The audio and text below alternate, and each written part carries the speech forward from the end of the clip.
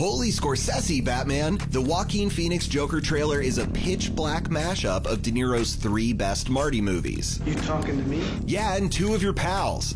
On this IMD brief, we break down all the Scorsese references and Batman Easter eggs in DC's Joker.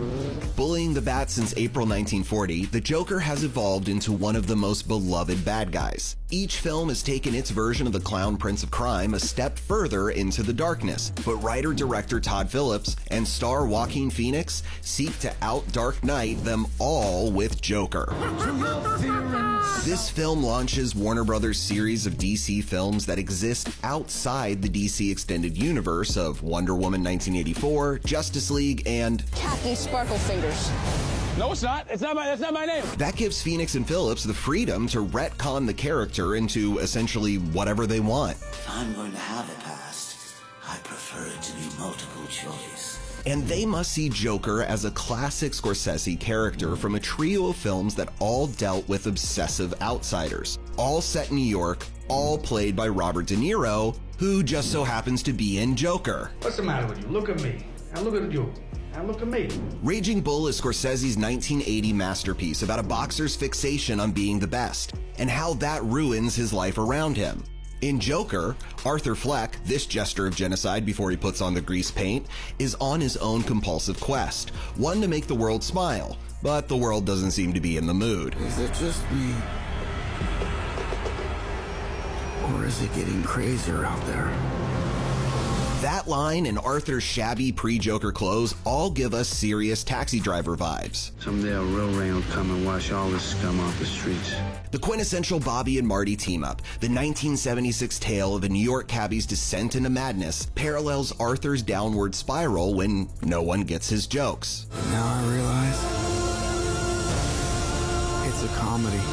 De Niro has even played a discouraged jokester for Scorsese in the 1982 overlooked dark gem, The King of Comedy. I wasn't leaving you out.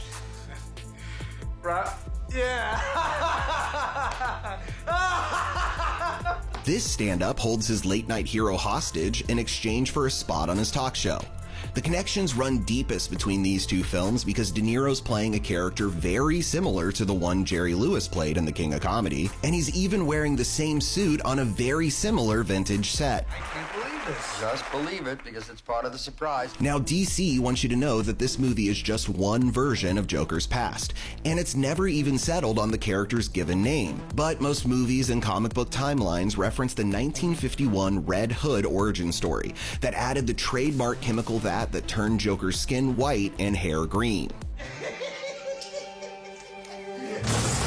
Now, the vat may not make an appearance in 2019's Joker, but there's plenty of Batman Easter eggs like a social worker named Deborah Kane, the same surname as creator Bob Kane. There's a quick appearance of Thomas Wayne, aka Batman's dad, and of a sullen boy who we believe is the young Cape Crusader himself. Plus, the root of his whole story, all that stands between a good man and an evil one is just one very bad day, is the moral of writer Alan Moore and artist Brian Boland's 1988 one-shot sensation, The Killing Joke.